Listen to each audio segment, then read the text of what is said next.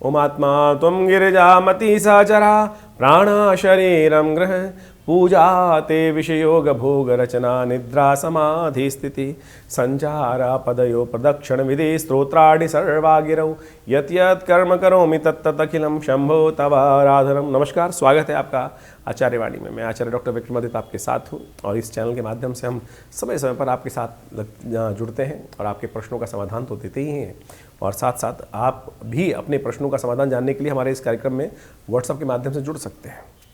देखिए, मेष राशि वालों, आपके लिए बड़ा महत्वपूर्ण योग बनने वाला है। आज के इस विषय में बताने वाले हैं। जनवरी के मध्यकाल में कई सारे ग्रहों का परिवर्तन हो रहा है। आपके राशि के स्वामी मंगल हैं और विशेष तौर पर ये भी उदय होकर बहुत सुंदर पिछले 6 महीने से अस्त चल रहे थे, अशुभ स्थिति में थे, परेशान थे और अब वो परिवर्तन की तरफ जा रहे हैं। बहुत महत्वपूर्ण योग बनाने वाले हैं। तो ऐसे में जनवरी का मध्यकाल आपके लिए बहुत कुछ इंप्रूवमेंट करने के योग बना रहा है। केवल आपको कुछ चीज़ों को खासतौर पर ध्यान रखते हुए कार्य करने पड़ेंगे। सूर्य परिवर्तन के योग जाएंगे, सूर्य भाग्य से निकलकर दशम भाव में कीर्ति के योग बनाएंगे और बहुत सुंदर तरीके से मकर संक्रांति का योग भी इसमें जनवरी के मध्यकाल में पड़ने वाला है। इसके साथ साथ और यदि बात करें, शुक्र भी ग्रह परिवर्तन की तरफ जा रहे हैं। शुक्र अष्टम से निकलकर भाग्य में जा रहे हैं। मंगल के साथ बहुत सुंदर तरीके से भाग्य जगाने के रास्ते बहुत सुंदर तरीके से बनते दिखाई दे रहे हैं। ऐसे में ग्रहों का योग दिन पर दिन क्या करेगा वो भी हम आपको बताएंगे। लेकिन एक बात ध्यान रखिएगा, संक्रांति जो है इस बार रविवार की पड़ रही है और रविवार की संक्रांति बड़ी पुण्यदायक होती है, कष्टों को दूर करने वाली होती है। कहा जाता है सूर्य यदि कुंडली में कुछ अशुभ ग्रह योग बना रहा है, चाहे वो लग्न में है, चाहे वो कहीं भी गलत जगह बैठा हुआ है, राहु के साथ बैठा हुआ है, तो कीर्ति के योग नहीं बनते हैं, कष्ट के स्टेबिलिटी नहीं आती है जीवन में। ऐसे में जब रविवार के दिन संक्रांति पड़े तो उस दिन रविवार सूर्य के कुछ खास उपाय कर लेने चाहिए। और इस बार संक्रांति जो है रविवार की पड़ रही है, वो भी हम आपको बताने वाले रहस्य। लेकिन एक समस्या है कि इस बार की रविवार की जो संक्रांति पड़ रही है, इसके 6 महीने बाद जो संक्रांति आएगी, जो कर्क की संक्रांति आएगी, वो भी रविवार को पड़ रही है। शास्त्र कहता है कि दोनों बहनें यानी कर्क और मकर की संक्रांति यदि एक ही दिन पड़ जाए, एक ही बार को पड़ जाए, तो फिर कष्ट के योग बन जाते हैं। राजनेताओं के लिए खासतौर पे, राज्य संबंधित लोगों के लिए खासतौर पे, जो राज्य से जुड़े हुए हैं, राज्य के संबंधित लोग हैं, और उनके लिए कई प्रकार के अशुभ योग बन जाते हैं। ऐसे में ध्यान रखना चाहिए।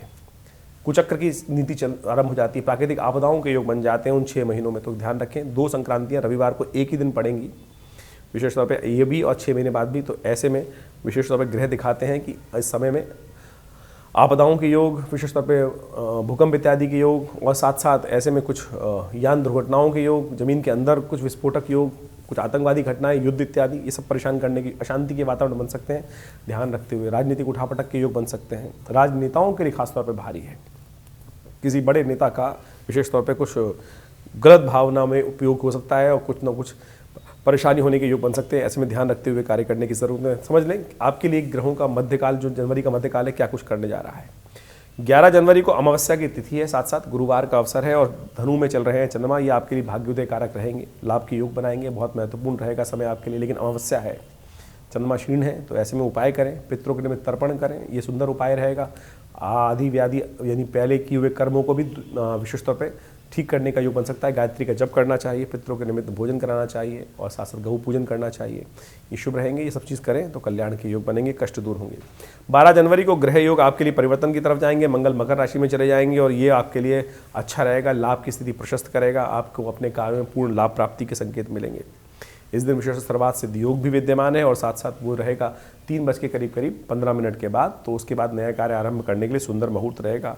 अच्छे से मुहूर्त निकाल कर उस नया कार्य आरंभ भी करना हो तो उस दिन कर सकते हैं।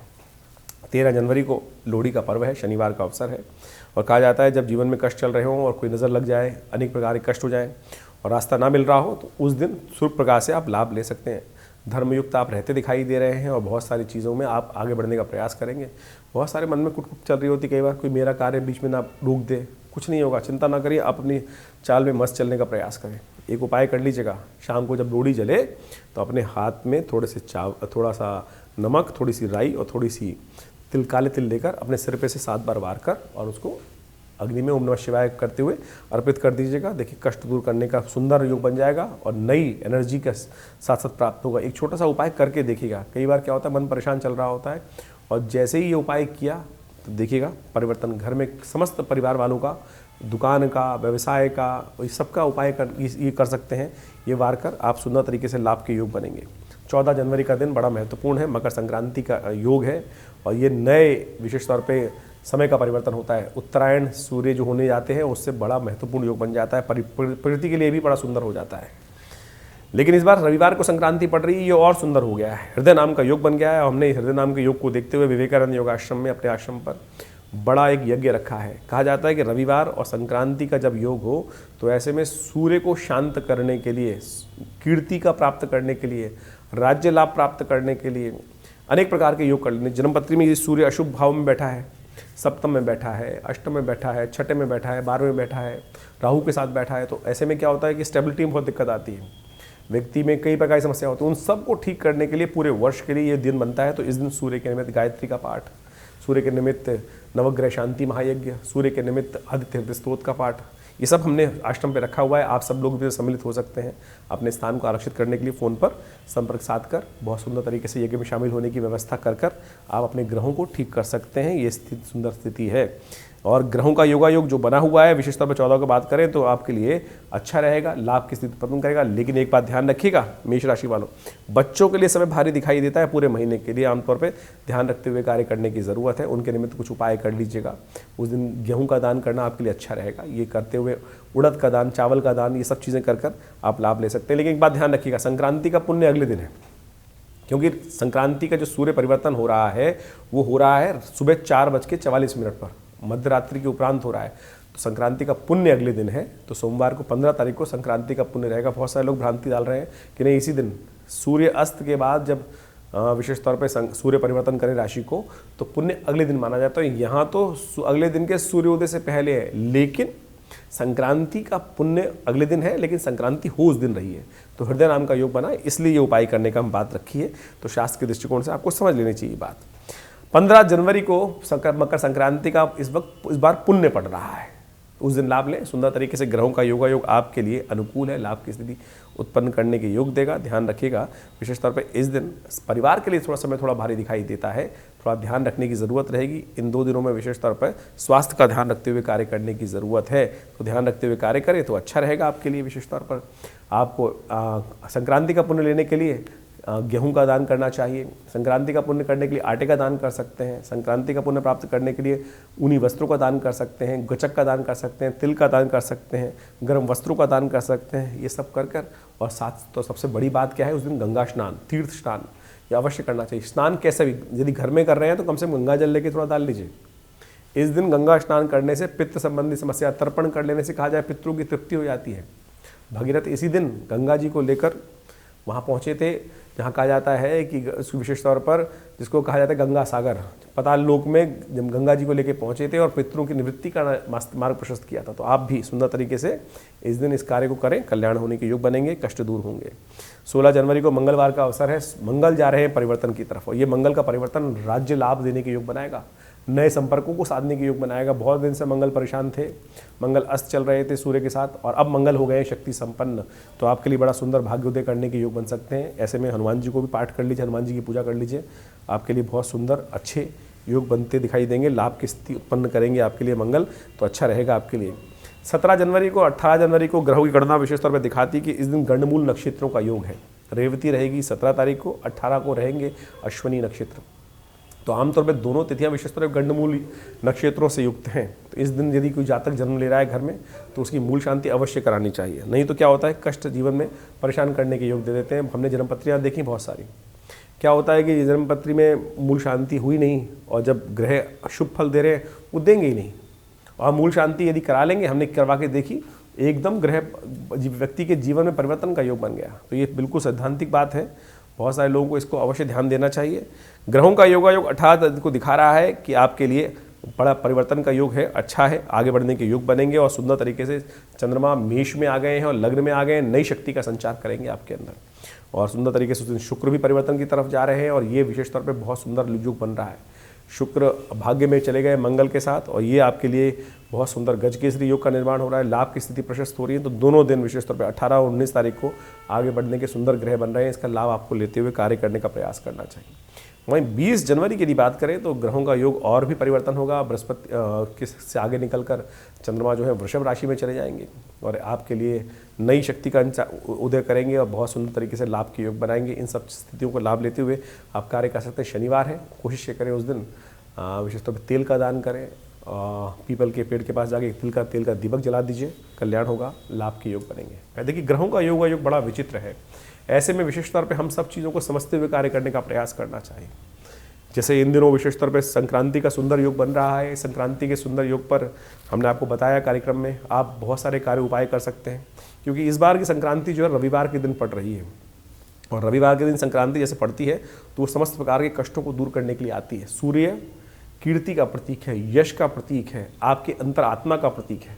सूर्य यदि कुंडली में अशुभ है, शांत सही जगह पर नहीं है, राहु के साथ है या विभिन्न प्रकार के ग्रहों के साथ अशुभ योग बना रहा है या अशुभ दृष्टि से युक्त है, कहा जाता है सूर्य राहु की युति यदि कुंडली में है तो जीवन भर स्टेबिलिटी देती ही नहीं है। ऐसे में सूर्य का उपाय करने के लिए अनेक उपाय हम समय समय पर करते रहते हैं। कोई माणिक्य पहने रहते हैं, कई प्रकार के और योग करते रहते हैं। लेकिन ग्रह गोचर के दृष्टिकोण से, मुहूर्त के दृष्टिकोण से, जब रविवार के दिन संक्रांति पड़ती है तो जैसा हमने कहा हृदय नाम का योग बनता है, उस दिन अवश्य एक छोटा सा उपाय, 1 घंटे का उपाय आपके सूर्य के कष्टों को दूर करने के लिए बहुत सुंदर तरीके से रास्ता बना सकता है। तो आपको ऐसे मुहूर्तों को जाने नहीं देना चाहिए। तो इस बार का संक्रांति बहुत खास लेके आई है और हमने उसी संक्रांति का लाभ लेते हुए विवेकानंद योगाश्रम में बहुत सुंदर तरीके से नवग्रह शांति महायज्ञ, गायत्री महायज्ञ, सूर्य शांति महायज्ञ रखा है। आप सब लोग उसमें सम्मिलित हो सकते हैं और कई प्रकार की ये आश्रम की व्यवस्थाएं हैं, उन सब में आप कार्य कर उन सब में सम्मिलित रूप से अभ्यास कर आप अपने कष्टों को दूर करने का सुंदर योग बना सकते हैं। ये विवेकानंद योगाश्रम कई प्रकार के कार्य हमारे करता है। पिछले 60-70 सालों से सुंदर तरीके से आश्रम आध्यात्मिक क्षेत्र में अपनी सेवाएं दे रहा है। हमारे पिता आचार्य श्री केशव देव जी महाराज ने इस आश्रम की स्थापना करी। यहाँ एक बहुत दिव्य प्रतिमा माँ भगवती का श्री विग्रह विद्यमान है, जो 1947 में 500 साल पुराना श्री विग्रह है। जब पार्टीशन हुआ वहाँ लोग मंदिर तोड़ रहे थे, ऐसे में एक व्यक्ति मानुभव ट्रंक में बंद करके वो मूर्ति लेके आता है और वही दिव्य मूर्ति आज विवेकानंद योगाश्रम में मुल्तान से आई हुई मूर्ति प्रतिष्ठित है, जो 500 साल पुरानी चमत्कारी प्रतिमा है। और आप सब भी उनके दर्शन करके लाभ ले सकते हैं। और अमावस्या भी पड़ रही है इन दिनों में, तो अमावस्या की तिथि में भी विशेष तौर पे हमने आश्रम में बहुत सारे कार्यक्रम रखे हुए हैं।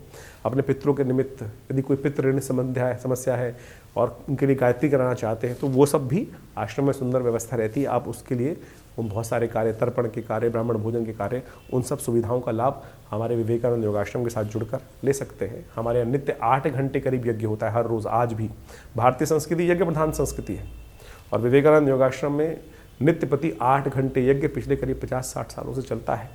रविवार वाले उस यज्ञ में सब लोग सादर आमंत्रित रहते हैं, कोई शुल्क नहीं लिया जाता। रविवार के उस यज्ञ में भाग लेने से आप आइए, स्नान करके शुद्ध तरीके से यज्ञ में बैठें। विशाल भंडारे का कार्यक्रम रहता है। बहुत सारे कार्यक्रम समय समय पर चलते रहते हैं।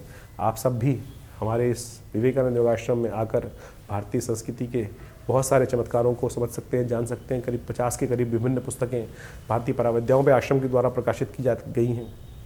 इसके अलावा योग, प्राकृतिक चिकित्सा, आयुर्वेद का एक बहुत बड़ा स्वास्थ्य करीब 50 बेड का हॉस्पिटल यहाँ विद्यमान है और यहाँ पर भी बहुत सारे चिकित्सा के दृष्टिकोण से कार्य किए जाते हैं। आप भी इसमें जुड़ सकते हैं। विवेकानंद योगाश्रम पिछले करीब 50 सालों से हमने का काम कर रहा है, तो आप आइए, स्वागत है आपका विवेकानंद योगाश्रम में। धन्यवाद, नमस्कार।